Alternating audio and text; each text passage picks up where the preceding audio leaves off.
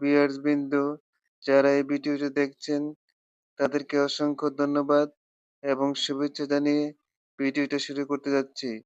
আজকের ভিডিওতে আমরা আলোচনা করব বাংলা ব্যাকরণের ৮ নং ক্লাস। আজকের আলোচনার বিষয় কর্মধারয় সমাস। প্রিয় শিক্ষার্থী বন্ধুরা, আগেই বলে নেই এই ভিডিওটা একটু বড় হবে, যেহেতু কর্মধারয় সমাস এর আলোচনাটা একটু বড়।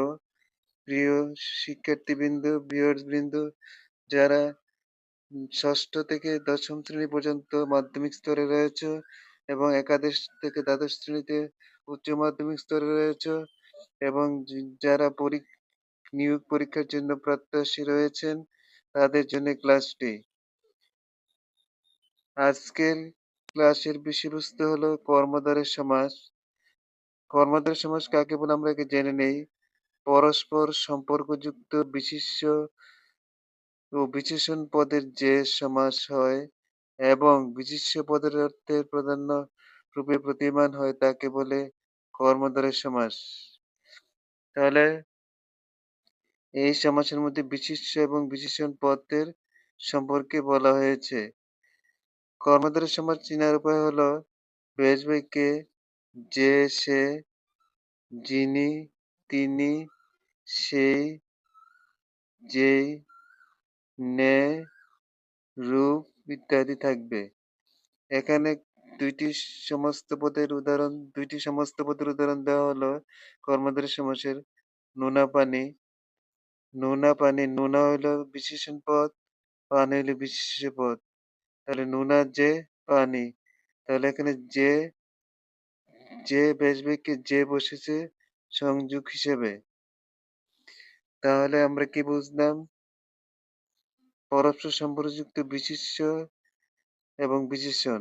তাহলে নুনা বিশেষণ আর বিশেষ্য। মেজো মামা, দুইটা বিশেষ্য পদ মিলে একটি সমস্ত পদ তৈরি হয়েছে মেজো যে মামা, মেজো মামা।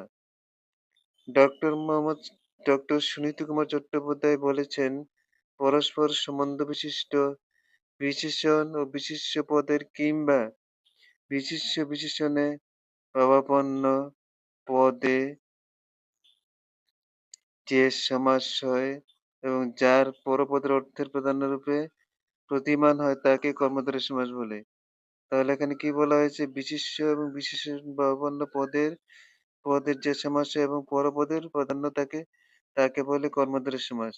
আমরা এই বিষয়টাকে আরেকটু পরিষ্কার করতে চাই এইভাবে, যেমন এখানে শান্তশিষ্ট, শান্ত, যে শান্ত সে শিষ্ট, শান্তশিষ্ট পূর্বপদ বিশেষণ, পূর্বপদে বিশেষণ, পরপদে বিশেষণ, শান্ত বিশেষণ, শিষ্ট বিশেষণ।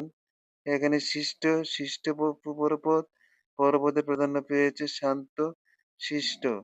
অতএব এই সমাসটা কর্মধারয় সমাস।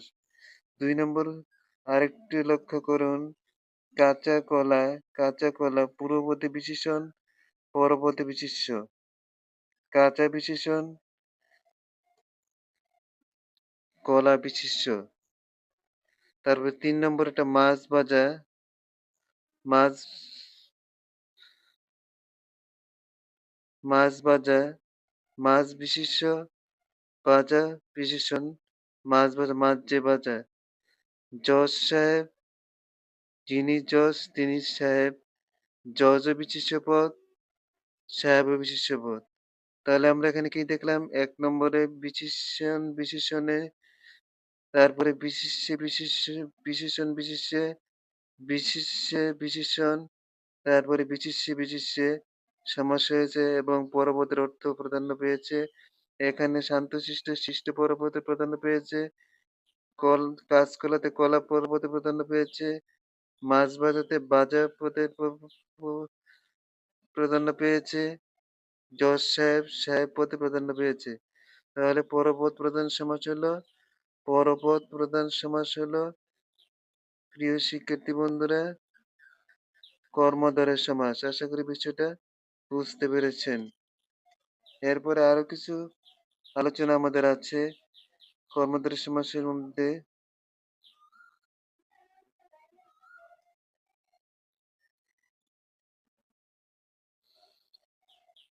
বিষয়টা একটু ক্লিয়ার করে আমরা আলোচনা করতে চাই।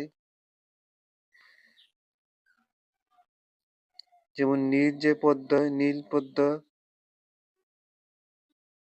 চালাক চতুর, যে চালাক সেই চতুর। তাহলে এগুলি হলো কর্মধারয় সমাসের সংজ্ঞাটা আমরা আলোচনা করলাম।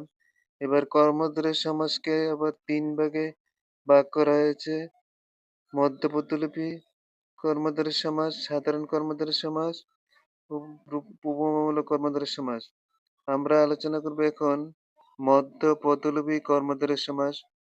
যে কর্মধারয় সমাসে ব্যাস বাক্যে মধ্যকার ব্যাখ্যামূলক পদটি লোপ পেয়ে যে কর্মধারয় সমাস হয়।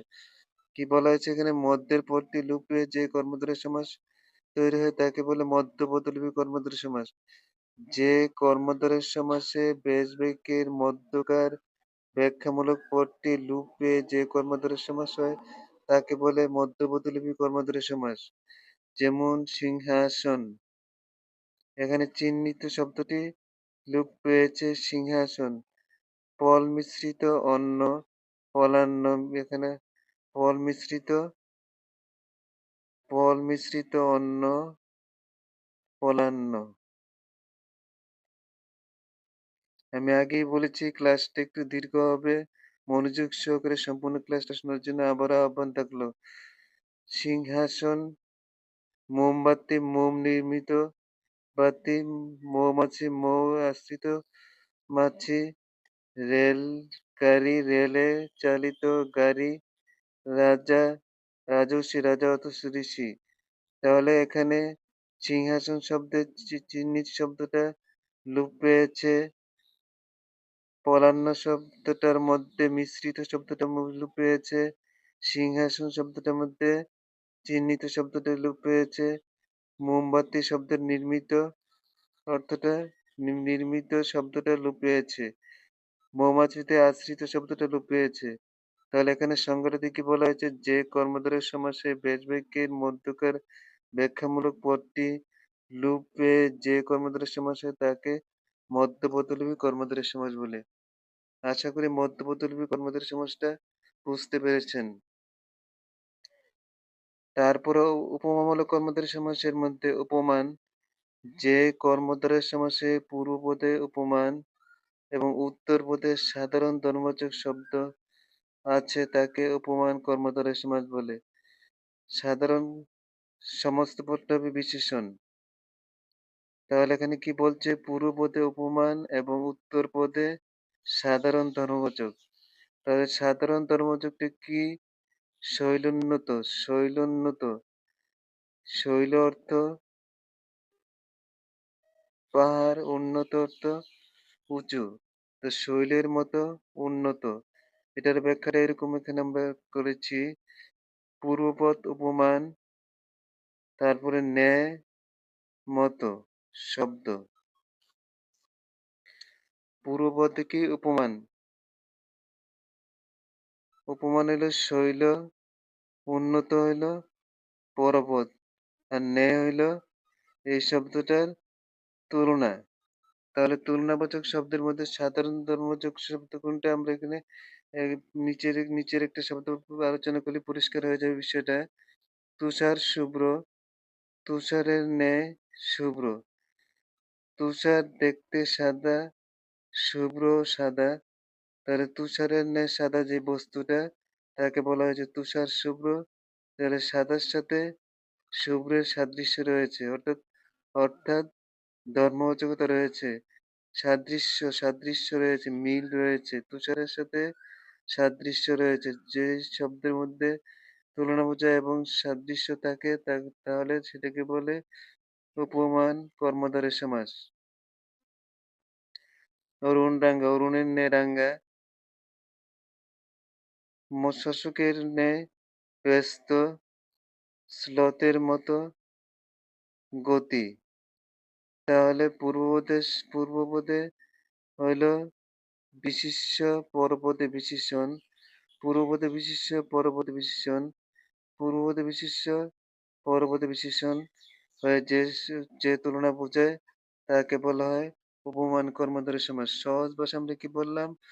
পূর্বপদে বিশেষ্য পদ, পূর্বপদে বিশেষ্য, পরপদেও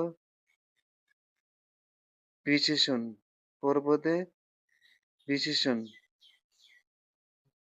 আমাদের যদি বুঝতে অসুবিধা হয় তাহলে আমরা মনে রাখবো পূর্বপদে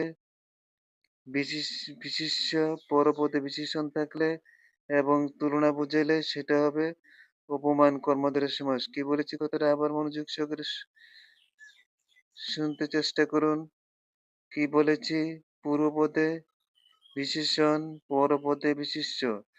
যেমন তুষার বিশেষ্য পদ, শুভ্র বিশেষণ পদ। তাহলে পূর্বপদে বিশেষ্য, পরপদে বিশেষণ হয় তুলনা বুঝাইলে এবং সাদৃশ্য থাকলে তাকে বলে উপমান কর্মধারয় সমাস। আশা করি বিষয়টা বুঝতে পেরেছেন। তারপরে উপমিত কর্মধারয় সমাসের ব্যাখ্যাটা আমরা একটু আলোচনা করি। উপমিত কর্মধারয় সমাস অন্যরকম বিদ্যাপীঠকে যারা সাবস্ক্রাইব করেছেন তাদেরকে অসংখ্য ধন্যবাদ জানিয়ে পরবর্তী অংশটা আমরা আলোচনা করতে যাচ্ছি। পরবর্তী অংশটা হলো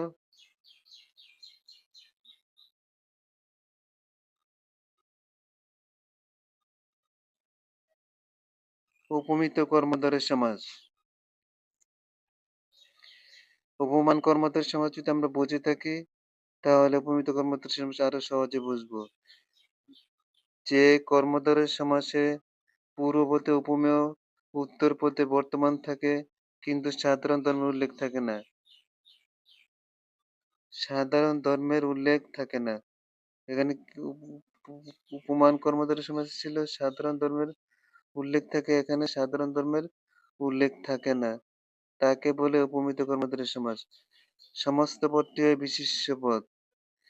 মুখচন্দ্র, মুখচন্দ্রের ন্যায়। উপমেয় পূর্বপদ হলো উপমেয় পূর্বপদ, উপমান পরপদ, ন্যায় মত তুলনা বাচক শব্দ। যেমন করকমল, করকমল, করকমলের ন্যায়। কর অর্থ হাত, কমল অর্থ পদ্ম। হাতটা পদ্মের মতো কিন্তু হাতটা পদ্মের মতো সাদৃশ্য নেই। বৈসাদৃশ্য। বাহুলতা, বাহুলতার ন্যায়। বৈসাদৃশ্য। মুখচন্দ্র, মুখচন্দ্রের ন্যায়। এখানে সহজভাবে বোঝার উপায় হলো দুইটি পূর্বপদ বিশেষ্য, পরপদ বিশেষ্য। যেমন কর অর্থ হাত, কমল অর্থ পদ্ম, তাহলে দুইটি পদই বিশেষ্য পদ। তাহলে যে তুলনামূলক সমাসের মধ্যে দুইটি পদ বিশেষ্য থাকে, দুইটি পদই বিশেষ্য থাকে, তাহলে সেটা হবে উপমান কর্মধারয় সমাস। কি বলেছি আবার লক্ষ্য করুন। কর্মধারয় সমাসের মধ্যে তুলনা বুঝাইলে দুইটি পদে যদি বিশেষ্য থাকে তাহলে সেটা হবে উপমিত কর্মধারয় সমাস। তারপরে সমাসটা হলো রূপক কর্মধারয় সমাস। যে কর্মধারয় সমাসে উপমেয় উপমানের প্রবল সাদৃশ্য হেতু অভেদ কল্পনা করা হয় তাকে বলা হয় রূপক কর্মধারয় সমাস। তাহলে রূপক কর্মধারয় সমাস হলে অভেদ কল্পনা করা হয়। যেমন বিষাদ সিন্ধু, বিষাদরূপ সিন্ধু, মনরূপ মাঝি, মোহনরূপ নিদ্রা, কালরূপ সাপ। এই এই চারটে হলো এই চারটে হলো রূপক কর্মধারয় সমাস। বিষাদ সিন্ধু, বিষাদটা সিন্ধুর মতো, বিষাদটা দেখা যায় না কিন্তু সিন্ধুটা দেখা যায়। তাহলে পূর্বপদে বিশেষণ, পরপদে বিশেষ্য, কিন্তু অভেদ কল্পনা করা হয়েছে। যে শব্দের মধ্যে অভেদ কল্পনা, যে সমস্ত পদের মধ্যে অভেদ কল্পনা করা হয় এবং এবং সাদৃশ্য থাকে তাকে বলে রূপক কর্মধারয় সমাস। প্রিয় শিক্ষার্থী বন্ধুরা, অন্যরকম বিদ্যাপীঠকে যারা সাবস্ক্রাইব করেছেন তাদেরকে অসংখ্য ধন্যবাদ জানিয়ে আজকের মতো এখানে ক্লাসটা সমাপ্ত ঘোষণা করলাম। ৯ নং ক্লাস দেখার জন্য আহ্বান রেখে ভিডিওটা সমাপ্ত ঘোষণা করলাম। আসসালামু আলাইকুম।